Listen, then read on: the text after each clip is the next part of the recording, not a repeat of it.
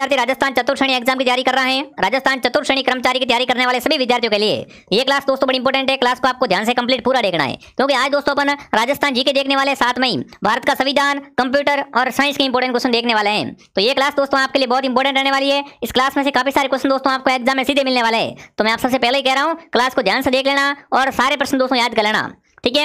आप सभी का बहुत बहुत स्वागत है इस क्लास में। बढ़िया तरीके से क्लास को आपको ध्यान से कंप्लीट पूरा जरूर देखना है। तो क्लास का पहला ही सवाल आपके सामने पूछा है, निम्नलिखित में से कौन सी नदी है जिसे राजस्थान की कामधेनु कहा जाता है? फटाफट कमेंट करेंगे। बहुत अच्छा प्रश्न आपसे पूछा है, राजस्थान की कामधेनु किस नदी को कहते हैं? साबरमती, चंबल, बनास या माही? राजस्थान की कामधेनु दोस्तों है वो कहलाती है चंबल। चंबल को क्या कहते हैं? राजस्थान की कामधेनु कहा जाता है। अगला सवाल देखते हैं। दूसरा प्रश्न आपसे पूछा है, कोलायत झील किस शहर के समीप है? कमेंट करेंगे। कोलायत झील दोस्तों है वो कहां पर है? जोधपुर, उदयपुर, बीकानेर या जयपुर? देखो, कोलायत झील के किनारे क्या लगता है दोस्तों? कपिल मुनि का मेला भरता है। क्या भरता है? कपिल मुनि का मेला दोस्तों है वो कहां भरता है? कोलायत झील के किनारे भरता है, और ये मेला भरता है बीकानेर में। तो कोलायत झील है वो कहां पर है? कोलायत झील दोस्तों बीकानेर में है। क्या आएगा उत्तर बताओ? यहाँ पर जो भी साथी सी को सही कर रहे हैं, सी ऑप्शन बिल्कुल आप सबका राइट रहेगा। चलिए आगे बढ़ते हैं। अगला बता दो, गौड़वाड़ प्रदेश राजस्थान के किस वृत्त भूभाग को कहा जाता है? फटाफट कमेंट करेंगे। इनमें से कौन सा दोस्तों एक गौड़वाड़ प्रदेश का भाग है? बहुत शानदार प्रश्न आपसे पूछा है। गौड़वाड़ प्रदेश में देखो जालोर वगैरह, सिरोही वगैरह ये क्षेत्र आता है। तो आप सबको ध्यान रखना दोस्तों, अगर ऐसा प्रश्न आपको मिल जाए एग्जाम में तो यहाँ पर करना है पश्चिमी शुष्क प्रदेश। क्या आएगा? पश्चिमी शुष्क प्रदेश है, उसे क्या कहते हैं दोस्तों? ये अपने गौड़वाड़ प्रदेश में आता है। अगला पूछा, अरावली की उत्तम चोटी कौन सी है? अरावली दोस्तों इसकी उत्तम चोटी पूछी आपसे, फटाफट कमेंट करेंगे।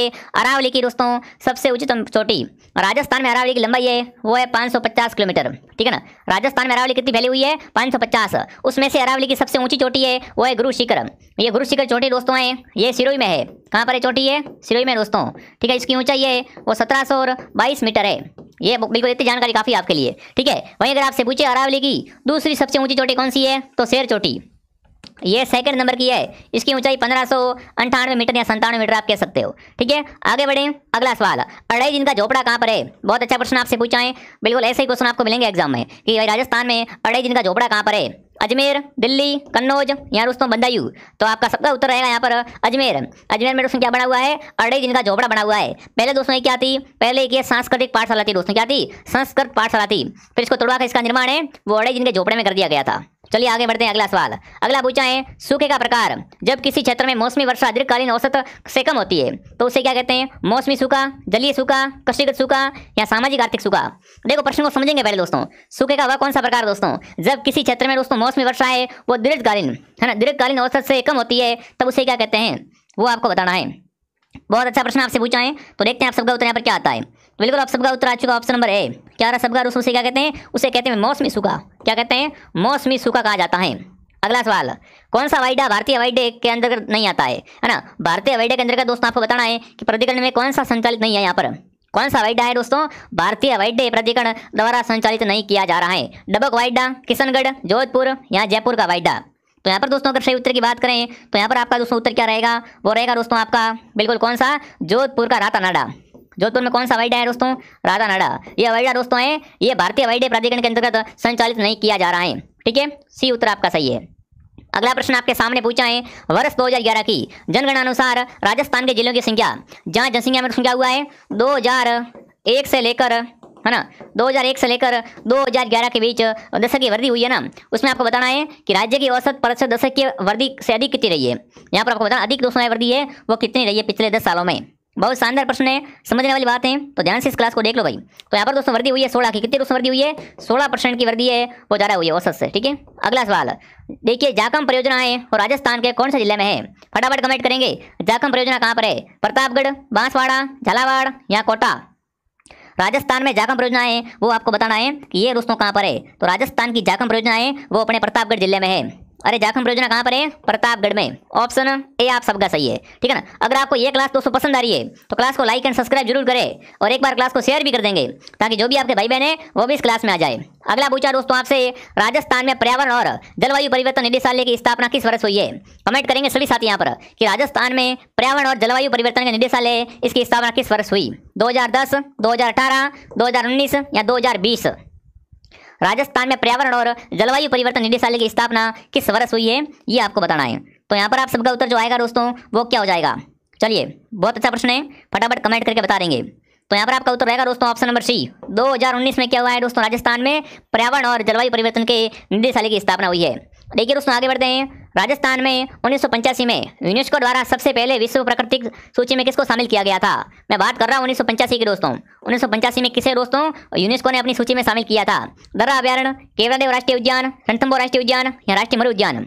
बहुत शानदार, बहुत गजब का सवाल पूछा है। तो देखते हैं आप सबका उत्तर यहाँ पर क्या आता है। 1985 में दोस्तों यूनेस्को ने क्या किया था, बिल्कुल यहाँ पर जो आपका उत्तर रहेगा दोस्तों वो आपका रहेगा केवलादेव राष्ट्रीय उद्यान, जो कि कहाँ पर है, जो कि दोस्तों भरतपुर में है। इसको पक्षियों का स्वर्ग कहा जाता है, ठीक है ना। इसको यूनेस्को ने अपनी क्या कर दिया दोस्तों, सूची में शामिल कर दिया था, ठीक है। बहुत प्रसिद्ध है ये। अगला प्रश्न पूछा है, निम्नलिखित में से कौन सा कारक राजस्थान की जलवायु को निर्धारित करने के लिए उत्तरदायी नहीं है। नहीं का पूछा है, मतलब राजस्थान में ऐसा कौन सा दोस्तों आपको बताना है कारक है जलवायु को जो प्रभावित है या निर्धारित है वो नहीं करता है। फटाफट कमेंट करेंगे, इनमें से कौन सा कारक राजस्थान की जलवायु को निर्धारित है दोस्तों वो नहीं करता है। चलिए तो यहाँ पर आप सबका उत्तर आ चुका ऑप्शन नंबर बी। क्या बात है दोस्तों, वर्षा का समान वितरण। अगर वर्षा का समान वितरण हो रहा है दोस्तों तो जलवायु प्रभावित नहीं होगी, ठीक है। तो यहाँ पर आपका उत्तर क्या रहेगा, ऑप्शन बी आप सबका सही रहेगा, बिल्कुल समान का वर्षा का समान वितरण, ठीक है। निम्नलिखित में से कौन सी नमकीन खारे पानी की झील है ना। खारे पानी की झील नहीं कौन सी है। देखो अगर आप गलती कर लोगे, जल्दबाजी कर लोगे मेरी तो फिर आपका उत्तर गलत हो जाएगा। यहाँ पर पूछा है कौन सी नमकीन यानी खारे पानी की झील नहीं है। अगर आपसे पूछा नमकीन, नमकीन का मतलब है खारे पानी की, तो खारे पानी की झील कौन सी नहीं है दोस्तों। काबोद, डीडवाना, रेवासा और जैत सागर। कमेंट करेंगे निम्न में से कौन सी ये खारे पानी की झील नहीं है ना। नहीं कौन सी ये खारे पानी की झील दोस्तों, तो यहाँ पर जो आपका उत्तर रहेगा वो यहाँ पर रहेगा जैत सागर या जैत सागर तालाब या झील है, ये खारे पानी की नहीं है। अगला प्रश्न पूछा है, राजस्थान में प्री कैम्ब्रियन चट्टानों का आधारभूत वर्णन किसके द्वारा किया गया है। बहुत शानदार प्रश्न आपसे पूछा है, फटाफट कमेंट करेंगे। राजस्थान में प्री कैम्ब्रियन चट्टानें दोस्तों हैं, इसका आधारभूत वर्णन है वो किसके द्वारा किया गया है। तो यहाँ पर आप सबका उत्तर आएगा वो क्या हो जाएगा दोस्तों, ऑप्शन डी। बहुत बढ़िया दोस्तों, यहाँ पर आएगा एएम एरोन ने किया है। किसने किया है, एएम एरोन के द्वारा। अगला पूछा है, बाप बॉर्डर्स राजस्थान के किस जिले में है।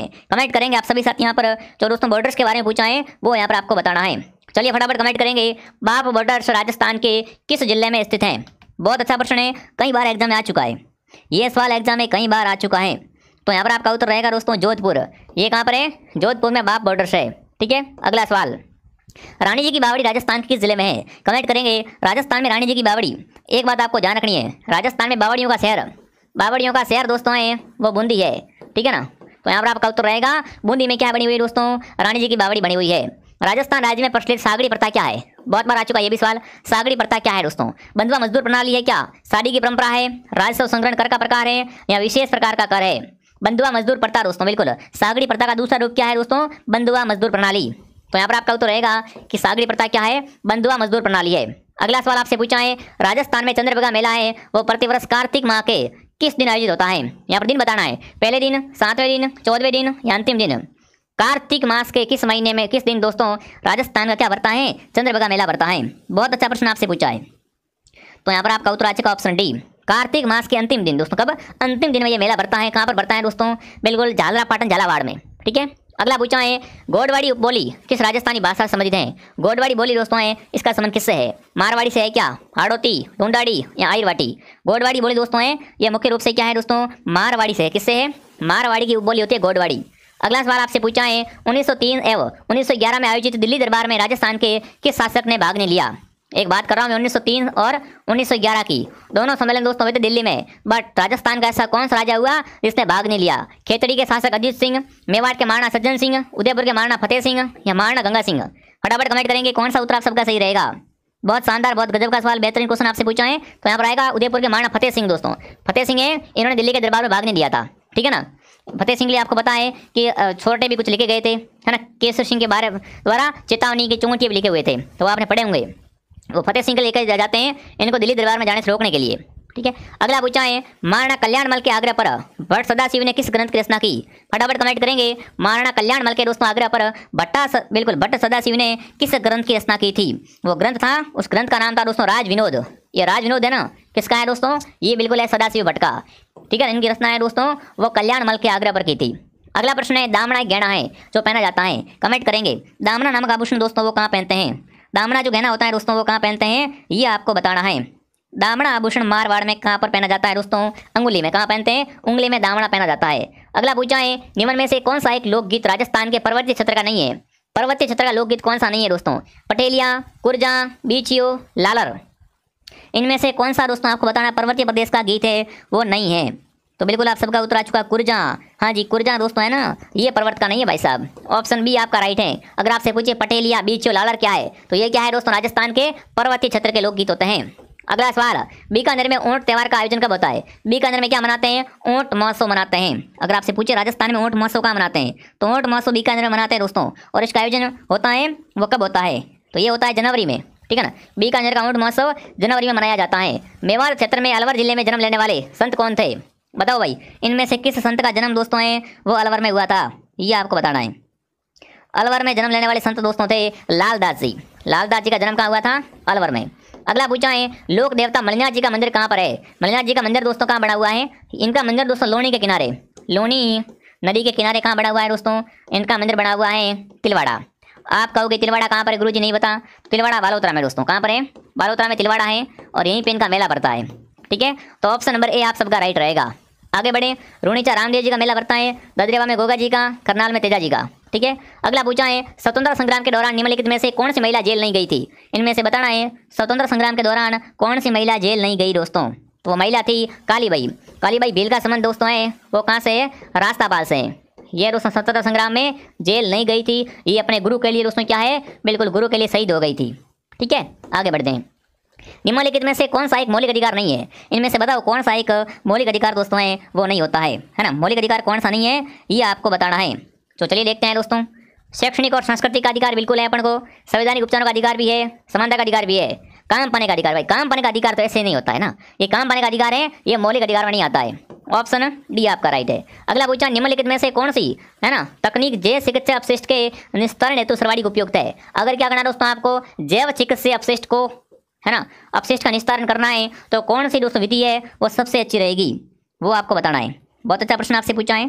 तो यहाँ पर आप सबका उत्तर है बी ऑप्शन। क्या रहा है? भस्मीकरण। अगर जैव अपशिष्ट को दोस्तों है ना निस्तारण करना, अपन क्या कर दो उसका सीधा आप भस्मीकरण कर दो, ठीक है। अगला है DAS है ना, DASH। आहार उन रोगियों को प्रस्तावित की जाती है जो किस रोग से ग्रसित, मतलब बताना है दोस्तों कि जो भाई डैश दोस्तों आहार होता है ना वो किन रोगी को देते हैं, जो क्या हो दोस्तों यकृत सिरोसिस से ग्रसित हो, उच्च रक्तचाप वाले हो, रक्तहीनता वालों को दी जाती है या जठर शोथ को दी जाती है। फटाफट कमेंट करेंगे सभी विद्यार्थी। बिल्कुल, ये जो दोस्तों डैश आहार दी जाती है ये किसको दी जाती है? जो क्या हो दोस्तों जिनका BP है वो उच्च हो, BP हाई हो, उच्च रक्तचाप हो, ठीक है।